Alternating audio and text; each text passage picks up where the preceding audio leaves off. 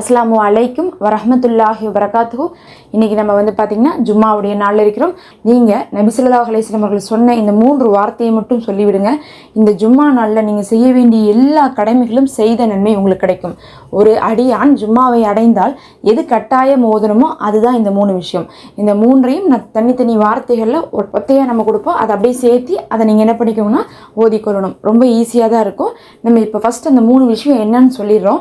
அந்த 3 விஷயத்துக்கு என்ன ஓதணுங்கிறத நம்ம அப்படியே அந்த வார்த்தைகளை நம்ம கடைசியாக சொல்கிறோம். ஃபஸ்ட்டு விஷயம் என்னன்னு பார்த்தீங்கன்னா, நாம் ஜும்மாவுடைய நாளை அடைந்த அனைவருமே என்ன செய்யணும்னா, மறுமையுடைய நினைப்போடுவே ஜும்மாவே கலைக்கணும். நபி ஸல்லல்லாஹு அலைஹி வஸல்லம் அவர்கள் என்ன பண்ணுவாங்கன்னா, மறுமை வரக்கூடிய நாள் தான் ஜும்மா நாள்.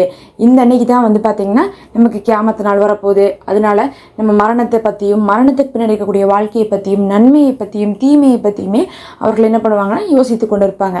இன்னும் சஹாபாக்களுக்கும் அப்படியே நீங்கள் நினைப்பை கழியுங்கன்னு சொன்னாங்க. எதுக்காக மறுமையை பற்றி நினைக்கணும்னு பார்த்தீங்கன்னா, வாரத்துக்கு ஒரு நாள் ஆகுது நம்ம மறுமையை பற்றி நினைக்கும் போது நமக்கு ஒரு அச்சம் வரும். அந்த அச்சம் என்ன பண்ணுன்னா நமக்கு நேர்வழியில் செலுத்தும். அதனால இந்த உலகம் நமக்கு நிரந்தரமானது கிடையாது, எல்லாமே அழிய போது தான். நம்ம மறுமைக்கு போய் அல்லாஹ்வை சந்திக்க வேண்டியது இருக்கும். அதனால அச்சத்தோடு இந்த உலகத்தில் பாவத்தை விட்டு விலகி இருக்கணுங்கிறதுக்காகத்தான் வாரத்தில் ஒரு முறையாவது மறுமையை நினைக்க சொன்னாங்க. அப்போ நீங்கள் இந்த நாளில் மறுமையை நினைக்கணும். மறுமையை நினைச்சா என்ன பண்ணுவாங்க? பாவ மன்னிப்பு தான் கேட்பாங்க முதல்ல. அப்போ மறுமையை நினைத்து தௌபா செய்கிறதான் முதல் அமல். இரண்டாவது பார்த்தீங்கன்னா, இப்போ இதுக்கு என்ன ஓதலாம் அப்படிங்கிறது நான் கடைசியாக சொல்கிறேன். நான் 2வது 3வது அமலை முதல்ல சொல்லிடுறேன். 2வது அமல் என்னென்னு பார்த்தீங்கன்னா, அந்த அமல் தான் நபி ஸல்லல்லாஹு அலைஹி வஸல்லம் அவர்கள் நம்மளிடத்துல வேண்டி விரும்பி கேட்டுக்கிட்ட சலவாத்து. யார் ஒருவர் நபியின் மீது சலவாத்தை ஓதுறாங்களோ, அதிலையும் ஜும்மா நாளில் ஓதுறாங்களோ, அதை மலக்குமார்கள் கொண்டு போய் நபி ஸல்லல்லாஹு அலைஹி வஸல்லம் அவர்களிடத்துல காண்பிப்பார்கள். நீங்கள் பார்த்தீங்கன்னா அல்லாஹ் குர்ஆன்லேயே சொல்லி கட்டுறான், நானும் மலக்குமார்களும் நபியின் மீது சலவாத்து சொல்கிறோம், எனவே முஃமின்களே நீங்களும் சொல்லுங்கிறான் அல்லாஹ். அப்போ அல்லாஹ்வே சலவாத்து சொல்கிறான்னா அப்போ நாம் எப்படி சலவாத்து ஓதணும் அப்படிங்கிறத நம்ம தெரிஞ்சுக்கணும். அதிகமான முறையில் ஓதுங்க, அதுவும் ஜும்மா நாளில் ஓதுங்கன்னு சொல்லிட்டு அல்லாஹுடைய தூதர் நபி ஸல்லல்லாஹு அலைஹி வஸல்லம் அவர்களே சொல்லிட்டு போயிருக்காங்க. அப்போ இந்த நாள் முழுவதும் எந்த சலவாத்து வேணால் ஓதலாம்.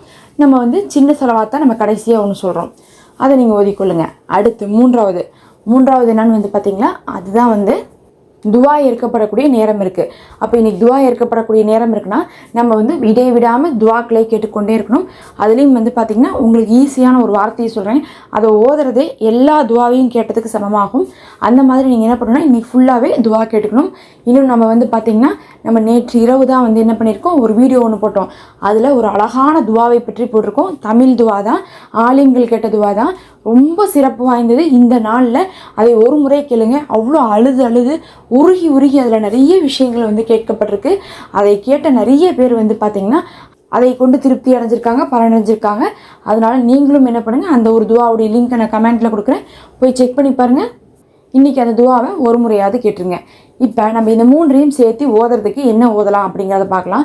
ஏன்னா இந்த 3ஐயும் நம்ம இந்த நாள் ஃபுல்லாக செய்யணும்னா நமக்கு வேறு வேலையெல்லாம் இருக்கும். அதனால் நம்ம எப்படி தனித்தனியாக செஞ்சிட்ருக்க முடியும்? அந்த 3க்கும் ஒரு விஷயத்தை காமனாக கண்டுபிடிச்சி வச்சு அதை செஞ்சாவே இந்த 3ஐயும் செய்த நன்மை வந்துடும்.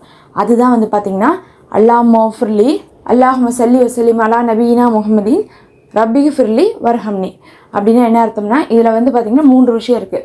முதல்ல என்ன இருக்குது, அல்லாஹும்ம ஸல்லி வஸல்லிம் அலா நபீனா முஹம்மதின் இருக்குது. அப்படின்னா என்ன அர்த்தம், நபி ஸல்லல்லாஹு அலைஹி வஸல்லம் அவர்கள் மீதும் குடும்பத்தார் மீதும் சாந்தியும் சலாமும் உண்டாகட்டுங்கிறோம். அடுத்தது என்ன இருக்குது, ரப்பிக்ஃபிர்லின்னு இருக்குது. ரப்பிக்ஃபிர்லின்னா என்னது, நபி அவர்கள் மறுமையை நினைத்து நீங்கள் பாவம் மன்னிப்பு கேளுங்கன்னு சொன்னாங்க. அதுதான் ரப்பிக்ஃபிர்லி, நீ மன்னிப்பாயாகன்னு சொல்லிட்டு அல்லாஹ்விடத்தில் கேட்குறோம். அடுத்து 3வதாக பார்த்திங்கன்னா வருகம்னின்னா என்னது, அருள் புரியுது. அதனால் நீங்கள் பாவத்தை விட்டு அருள் அப்படின்னு சொல்லிட்டாவே நம்மளுக்கு தேவையான அனைத்து விஷயமே நமக்கு அருளாக இருக்குது. அதனால் அல்லாஹுடைய அருளை கேட்பதே எல்லா துவாவையும் கேட்டதற்கான சமமாயிரும். அப்போ இந்த 3ஐயும் தான் நீங்கள் என்ன பண்ணணும், கொஞ்சம் நேரத்துக்கு ஒரு தடவை இன்றைக்கி ஃபுல்லாக ஓதிட்டே இருங்க. எப்போயெல்லாம் டைம் கிடைக்குதோ, நிற்கும் போது உட்காரும் போது எந்த வேலையை செய்தாலும் சரி, காலையில் மதியானம் ஜும்மாவுக்கு பின்னாடி நைட்டு வரையுமே என்ன பண்ணணும், ஓதிக்கொண்டே இருக்கணும். அல்லாஹ்வே போதுமானவன். இதை அதிகமான முறை ஓதிக்கொள்ளுங்க. ஜும்மாவுடைய நாளுடைய எல்லா பாக்கியம் உங்களுக்கு கிடைக்கட்டும். அஸ்ஸலாமு அலைக்கும் வரஹ்மத்துல்லாஹ்.